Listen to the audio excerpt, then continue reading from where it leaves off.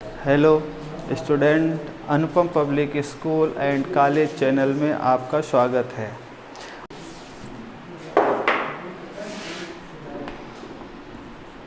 कक्षा 10 सामाजिक विज्ञान,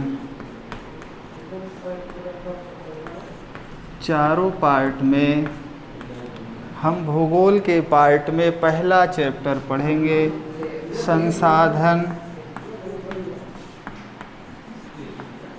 संसाधन एवं विकास। सबसे पहले हम जानेंगे कि संसाधन है क्या। हमारे पर्यावरण में उपलब्ध प्रत्येक वस्तु जो हमारी आवश्यकताओं की पूर्ति करती है या पूर्ति करने में प्रयुक्त की जाती है, उसे हम संसाधन कहते हैं। संसाधन आर्थिक रूप से संभाव्य और सांस्कृतिक रूप से मान्य होना चाहिए। हमारे पर्यावरण में उपलब्ध वस्तुओं के रूपांतरण प्रक्रिया में प्रकृति, प्रौद्योगिकी, संस्थाओं के पारस्परिक क्रिया के द्वारा हम इसका प्रयोग करते हैं।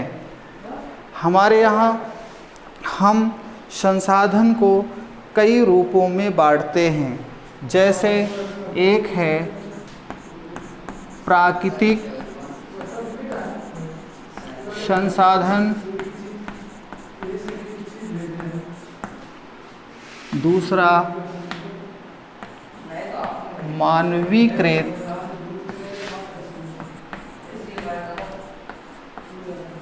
संसाधन। सबसे पहले हम प्राकृतिक संसाधन में पढ़ेंगे। प्राकृतिक संसाधन दो प्रकार का है। नंबर 1 नवीकरणीय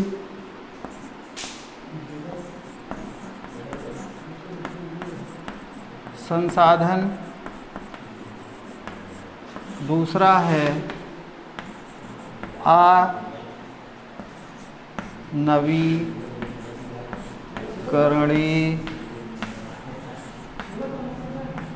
संसाधन।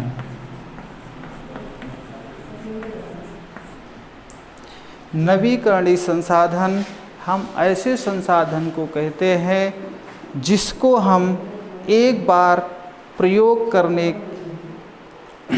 नवीकरणीय संसाधन हम उस संसाधन को कहते हैं जिन्हें भौतिक और रासायनिक प्रक्रियाओं के द्वारा पुनः नवीनीकृत किया जा सकता है या उसको हम पुनः प्रयोग में ला सकते हैं। उसको हम नवीकरणीय संसाधन कहते हैं। जैसे उदाहरण है सौर ऊर्जा,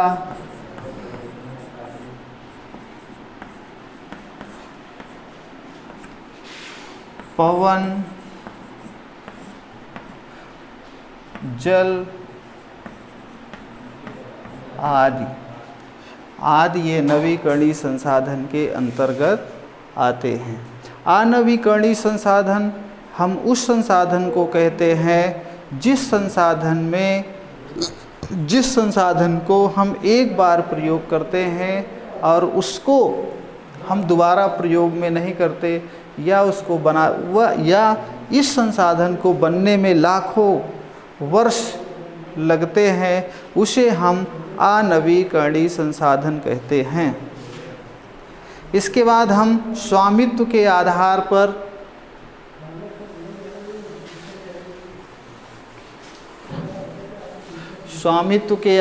पर संसाधन को पढ़ते हैं। स्वामित्व के आधार पर संसाधन के 4 प्रकार हैं। स्वामित्व के आधार पर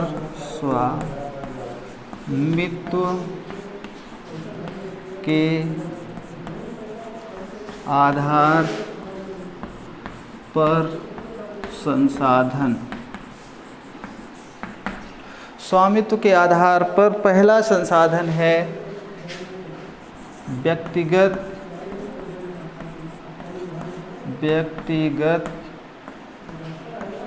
संसाधन।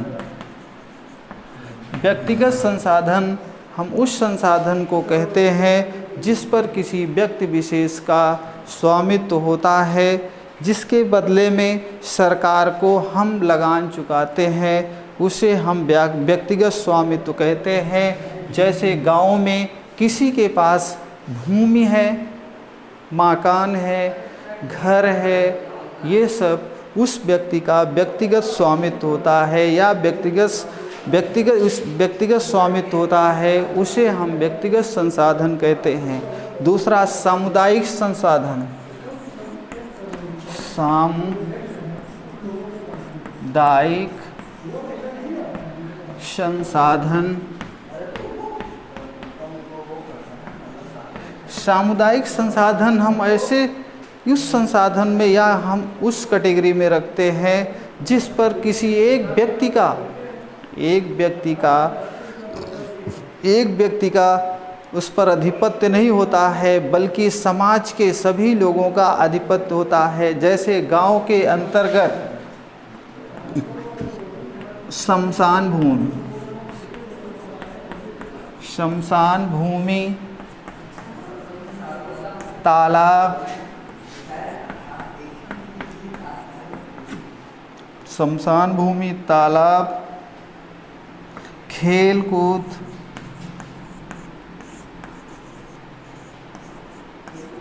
मैदान, खलिहान,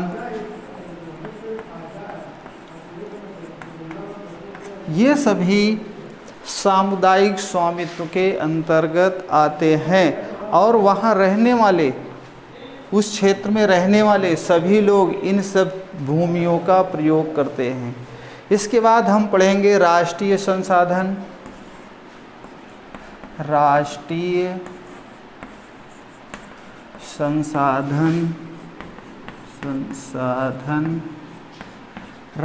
संसाधन हम उस संसाधन या तकनीकी तौर पर देश में पाए जाने वाले सारे संसाधन को हम राष्ट्रीय संसाधन कहते हैं और देश की सरकार पर इसका कानूनी अधिकार होता है और सरकार जब भी चाहे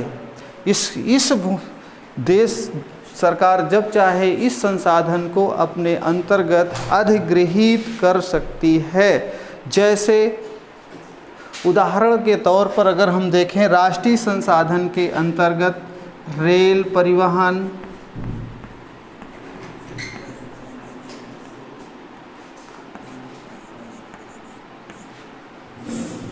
सड़क,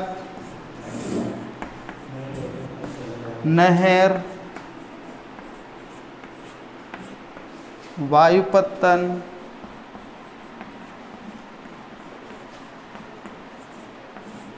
और समुद्री सीमा से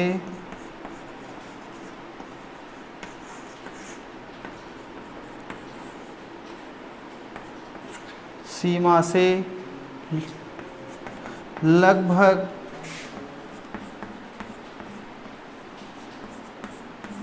22 किलोमीटर, समुद्री सीमा से 22 किलोमीटर समुद्र में, लगभग 22 किलोमीटर समुद्र में राष्ट्रीय संसाधन पाया जाता है। इसके बाद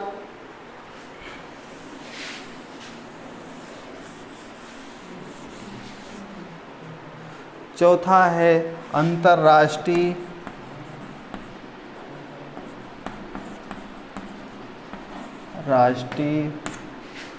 संसाधन। अंतर्राष्ट्रीय संसाधन हम उस संसाधन को कहते हैं, अंतर्राष्ट्रीय संसाधन हम उस संसाधन को कहते हैं जैसे समुद्री सीमा में 22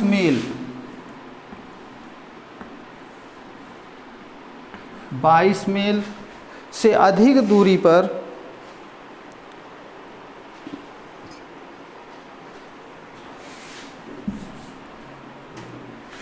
200 मील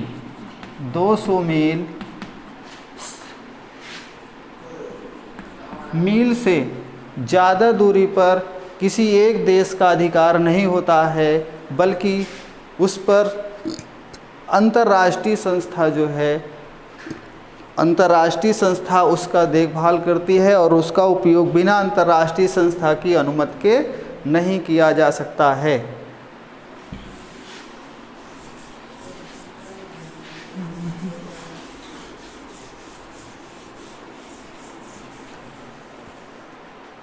इसके बाद हम विकास के आधार पर, विकास के आधार पर संसाधन,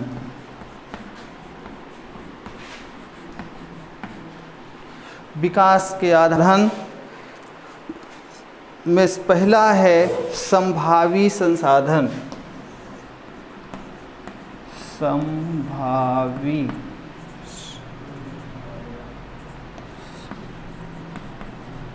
संभावी संसाधन।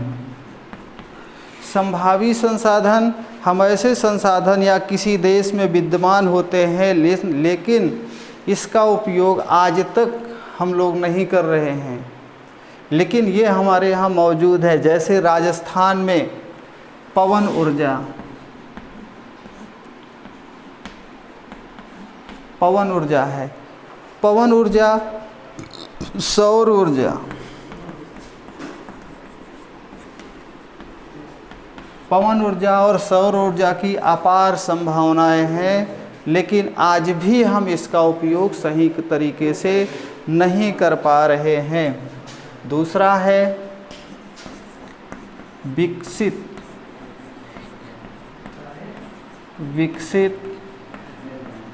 संसाधन। विकसित संसाधन जिनका सर्वेक्षण किया जा चुका है और उसकी गुणवत्ता और मात्रा निर्धारित की जा चुकी है, उसे हम विकसित संसाधन कहते हैं।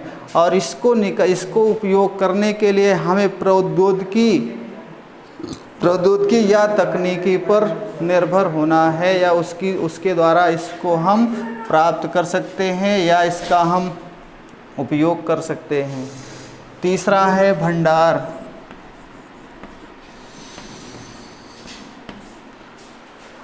पर्यावरण में उपलब्ध पदार्थ जो मानव की आवश्यकताओं की पूर्ति कर सकते हैं, परंतु प्रौद्योगिकी का तात्पर्य होता है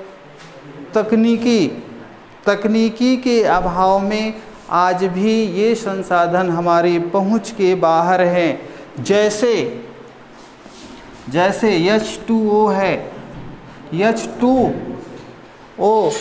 H2 में हाइड्रोजन ऑक्साइड, जल में हाइड्रोजन ऑक्साइड, हाइड्रोजन और ऑक्सीजन है। हाइड्रोजन भी ऊर्जा का एक स्रोत है, लेकिन उन्नत तकनीक न होने के कारण आज हम इसका प्रयोग सही तरीके से नहीं कर पा रहे हैं। इसके बाद हम पढ़ेंगे संचित कोश।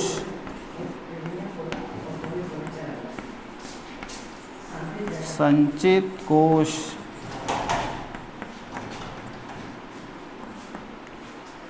संचित कोश यह संसाधन भंडार का ही एक रूप है, लेकिन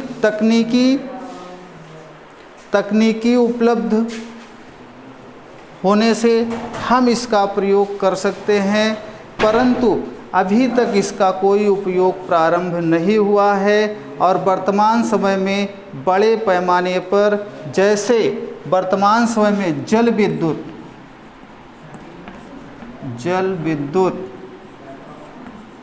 की बहुत संभावना है, लेकिन हम इसका उपयोग अभी बहुत अच्छे तरीके से नहीं कर पा रहे हैं। इसके अलावा जैसे वन है, वन का भी उपयोग हम सही तरीके से नहीं कर पा रहे हैं, इसलिए ये सारी चीज़ें संचित कोश के अंतर्गत आती हैं।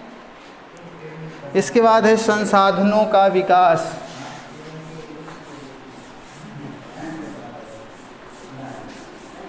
संसाधनों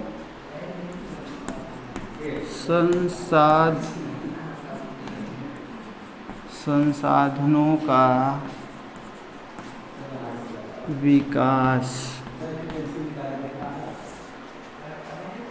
देखिए, संसाधन जिस प्रकार मनुष्य के जीवन यापन के लिए अति आवश्यक है, उसी प्रकार जीवन की गुणवत्ता बनाए रखने के लिए भी संसाधन महत्वपूर्ण है। ऐसा विश्वास किया जाता है कि संसाधन जो है ये प्रकृति की देन है, परिणाम स्वरूप मानव इसका अंधाधुंध प्रयोग कर रहा है और इस अंधाधुंध प्रयोग के कारण कुछ समस्याएं पैदा हो रही हैं। जैसे समस्या नंबर 1 है कि कुछ व्यक्तियों के लालचवश संसाधन का ह्रास हो रहा है। ह्रास का मतलब है कुछ व्यक्ति संसाधन का बहुत अधिक प्रयोग कर रहे हैं और कुछ लोग संसाधन का बहुत कम प्रयोग कर रहे हैं। संसाधन समाज के कुछ लोगों के हाथ में आ गया। जैसे समाज के 2 हिस्सों में संसाधन है, एक संपन्न लोगों के पास है तो दूसरा संसाधन विहीन लोग हैं, अर्थात जो गरीब लोग हैं। तो संसाधन 2 वर्गों में विभाजित हो गया, एक अमीर वर्ग, दूसरा गरीब वर्ग। तीसरी है कि संसाधनों के अंधाधुंध शोषण ने वैश्विक परिस्थितियों में संकट पैदा हो गया है। जैसे संसाधन का हम अंधाधुंध प्रयोग करते जा रहे हैं, वैसे वैसे पारिस्थितिकी संकट पैदा हुआ है। जैसे भूमंडलीय तापन, संसाधनों के अत्यधिक प्रयोग से भूमंडलीय तापन,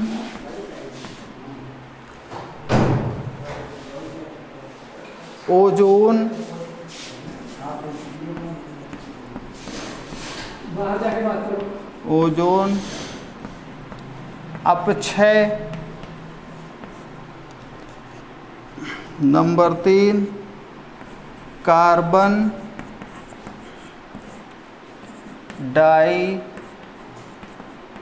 डाइऑक्साइड का बढ़ना,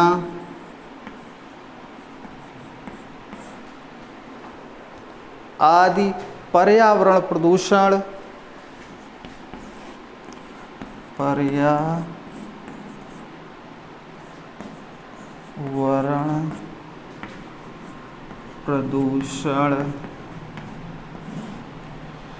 नंबर 5 भूमि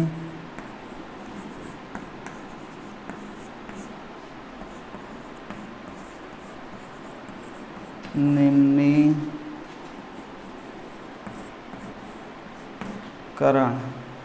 संसाधनों का जैसे जैसे विकास होता जा रहा है, अंधाधुंध प्रयोग होता जा रहा है, इससे वैश्विक समस्याएं पैदा हो रही हैं। जैसे भूमंडलीय तापन, ओजोन का अपक्षय बढ़ रहा है, कार्बन डाइऑक्साइड ज़्यादा बन रही है, पर्यावरण प्रदूषण बढ़ रहा है, भूमि का निम्नीकरण हो रहा है।